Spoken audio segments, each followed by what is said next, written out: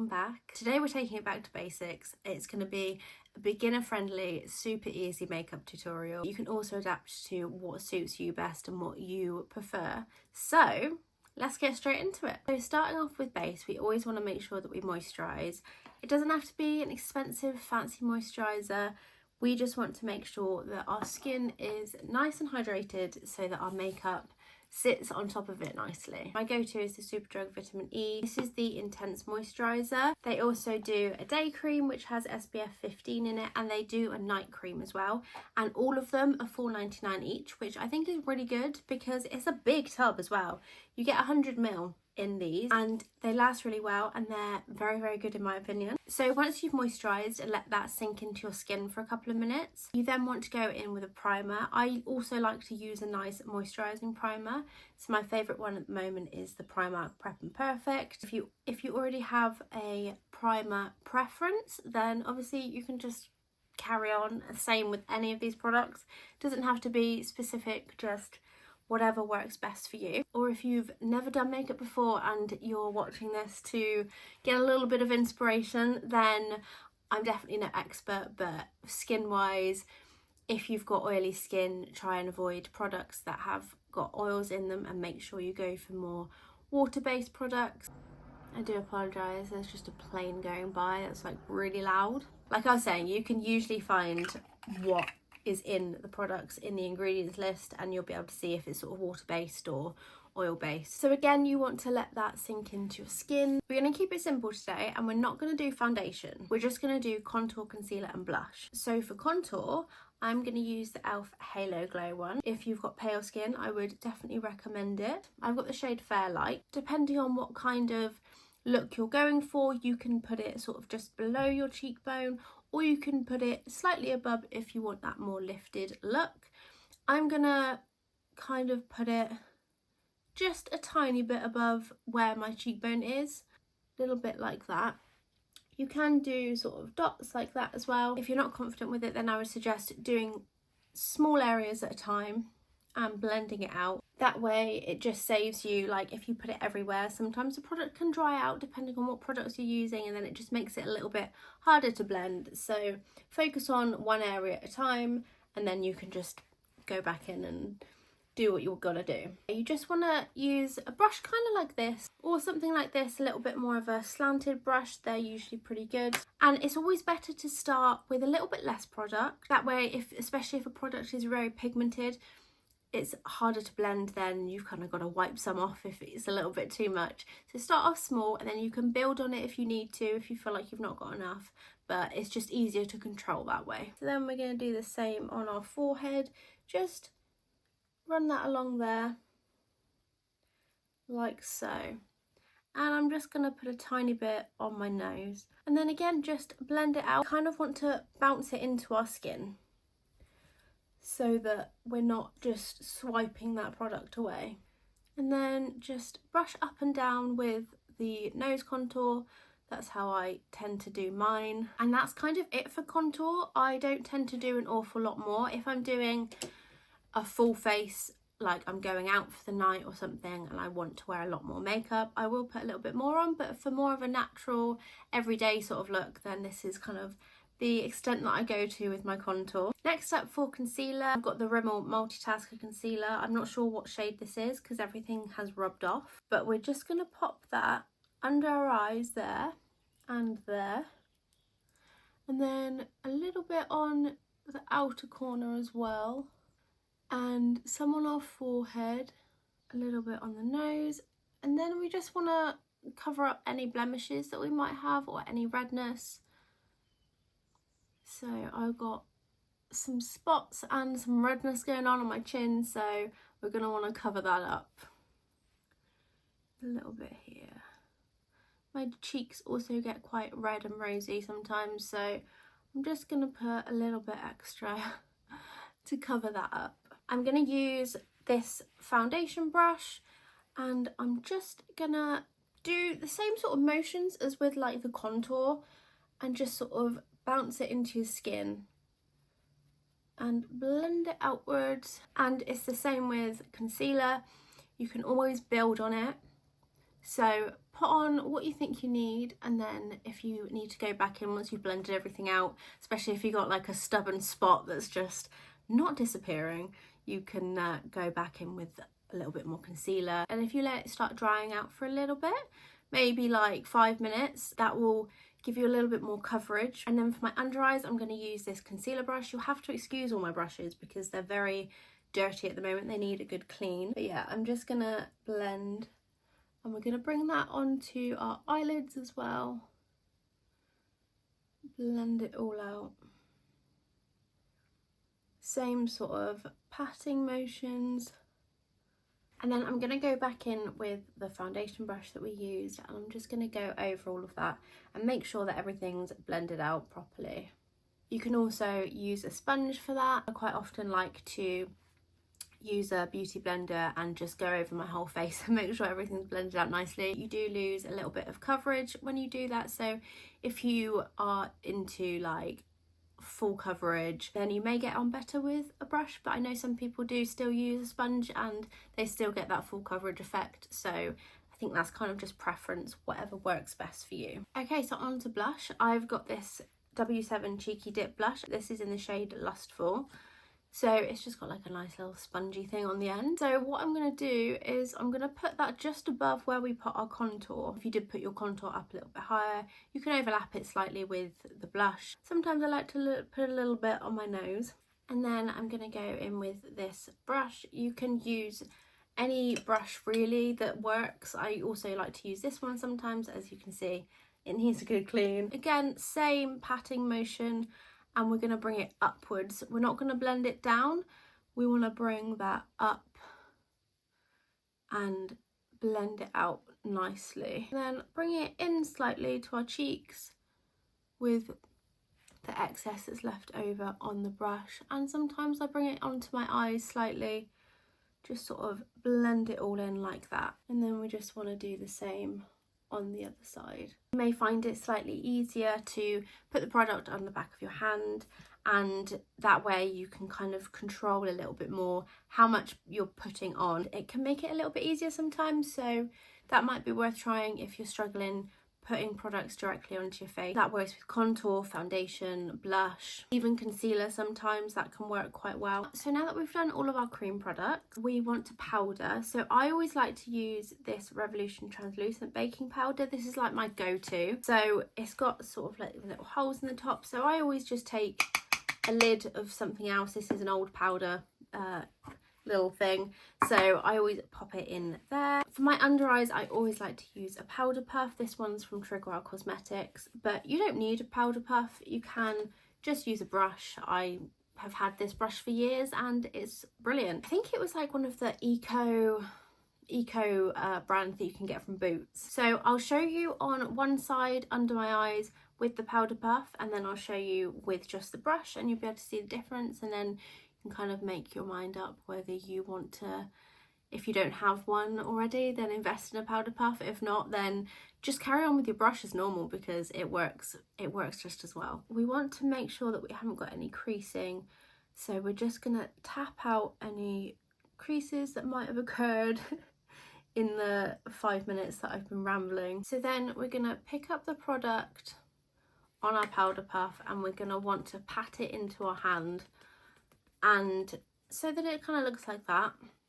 And then we just want to pat that under our eyes. I tend to look up so that I can sort of really get into the creases of my eyes properly. And then I bring it up onto my eyelid as well. So that's how the under eye looks with the powder puff. Let me just show you how it looks with the brush. Just make sure that we don't have any creases. So I've just got some powder on there, and again, looking up, just patting that under the eyes. So you can probably see there's not a massive difference. I feel like this side looks a tiny bit smoother, but that might not even be picking up on camera, to be honest. It's not like a major difference. I think it does depend on what powder you're using. The only difference I can feel is the side that I've used with the powder puff with feels a little bit more set. This side still has a little bit of tackiness to it, so that might mean then you have to use a little bit of extra powder to get that real like matte feeling. So I am gonna go in and do this side with the powder puff, just so that everything matches. And then I will always do my chin with the powder puff as well. It's good for covering any spots because I feel like it gives a little bit more coverage if you're trying to cover up spots. And with the brushes, sometimes when you kind of like try and cover a spot with powder that you've already concealed or whatever, I find it can sometimes almost remove some of the product. So this I find works well for not doing that. I also put some on my forehead as well. And then at this point, I will go in with my brush and I will just tap the excess off. Just go over all the places that I didn't powder with the powder puff. For eyebrows, I'm going to try and keep it as simple as possible. I always like to brush my eyebrows out. If you've got like a little spoolie, or this is just on the end of an eyebrow pencil that I've got. So brush them out because, yeah, eyebrow hairs can get a little bit unruly sometimes. I'm sure I'm not the only one. And then I really like to use this e.l.f. Well Brow Tinted Gel. And it's literally just like a little brush with a little bit of colour, and it's also got some little hair fibres in there, so it kind of helps to fill in any little sparse areas that you might have. And this is really good. It literally takes me like 30 seconds to put it on my eyebrows. If you don't have a brow gel like this or anything, then the one thing that most people have that are into makeup, they'll have some sort of eyeshadow palette. And most eyeshadow palettes have some sort of brown in it. So I'm going to use this one today, and I'm going to go for the lighter shade because I'm clearly quite fair and my eyebrows aren't that dark, so I don't want to go too much darker than what they naturally are. So find an eyeshadow shade that you've got that matches you the best as possible. And then I'm going to use this little slanted brush. I'm just going to go into the eyeshadow and tap off any excess, and then with that slanted edge we're just going to gently run that along the lower part of our eyebrow. You want to be very light-handed with it which isn't always easy, but and then I'm bringing that into the tail of my eyebrow, and then going back into that eyeshadow, tapping off the excess again, and then just filling in above where we've just filled. I don't tend to come in any further than this usually, apart from that bit underneath, and then just lightly filling that in. And then I'm going to go back in with the little spoolie and brush up from that bottom part, brush that up into the front, and then just brush along the whole of the brow so that it just brushes everything together.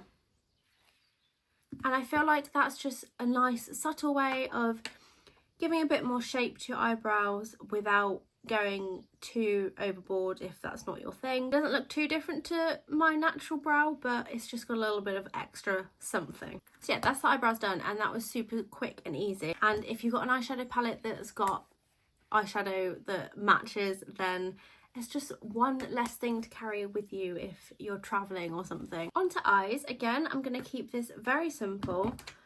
We're going to take a nice fluffy eyeshadow brush, and we're going to take our bronzer, and we're just going to get some product on there, tap off the excess, and we're going to start from the outer corner and just gently, in circular motion, bring that in through our crease. Bit more light-handed in the inner corner, and then again bring that out slightly up towards our brow bone, and just blend that in so that it looks kind of nice and natural-ish.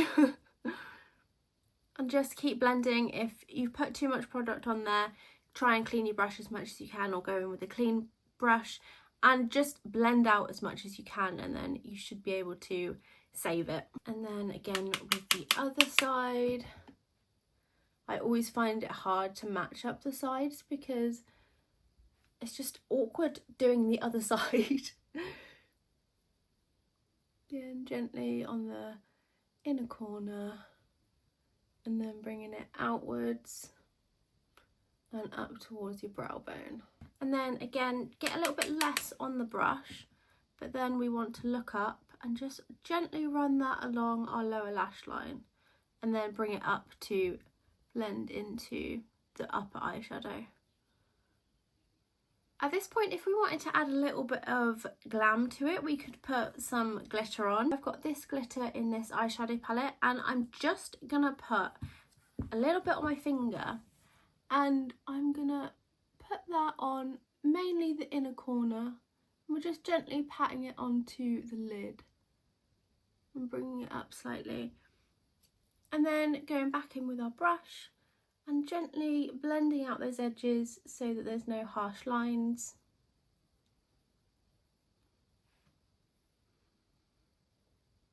That just adds a little bit of extra glam to it if you want to dress it up a little bit more. So next up on eyes, I'm going to use this brown eyeliner pencil, and I'm just going to put it on the outer corner,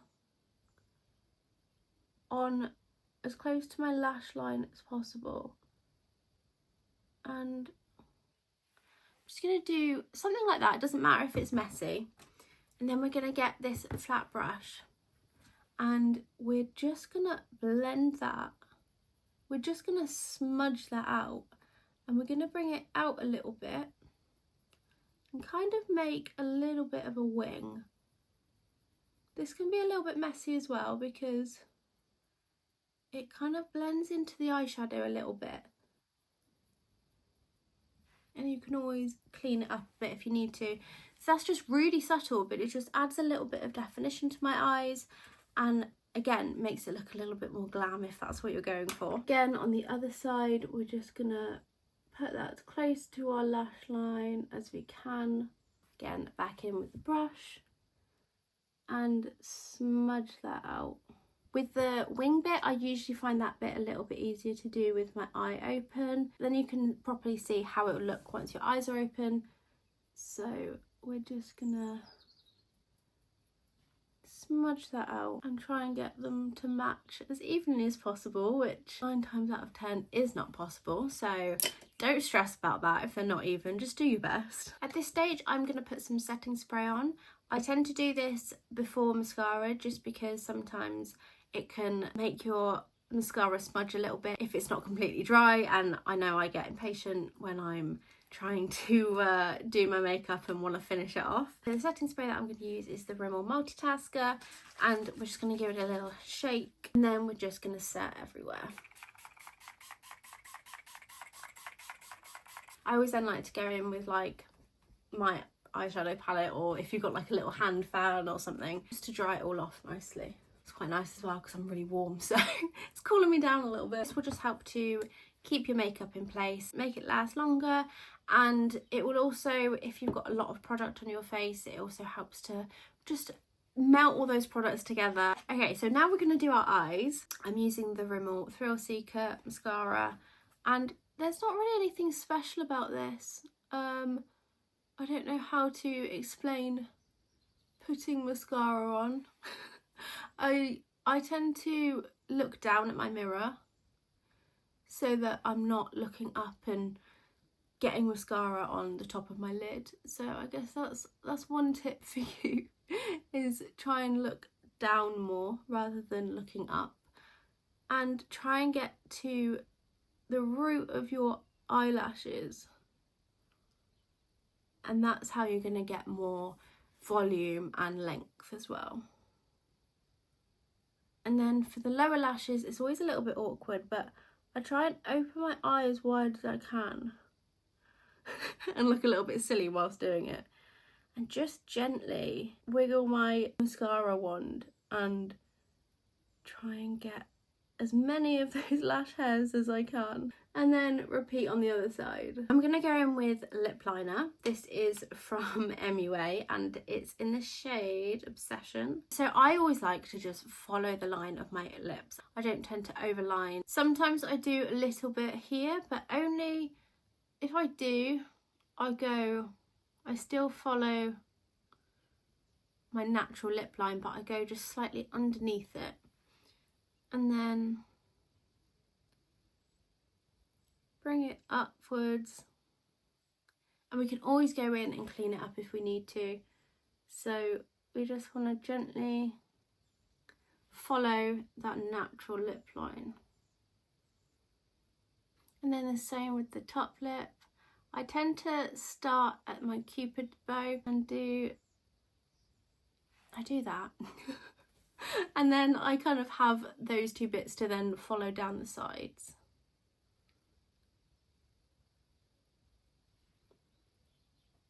Again, following my natural lip line. I'm going to use the other end of the lip liner and I'm just going to blend out the inner bits where the lipsticks are going to go. And then I'm going to go in with this Primark lipstick. This is in the shade Toast. And we're just going to put that in the middle. A little bit on the bottom as well. And then rub our lips together. I quite often like to go in with a tissue and just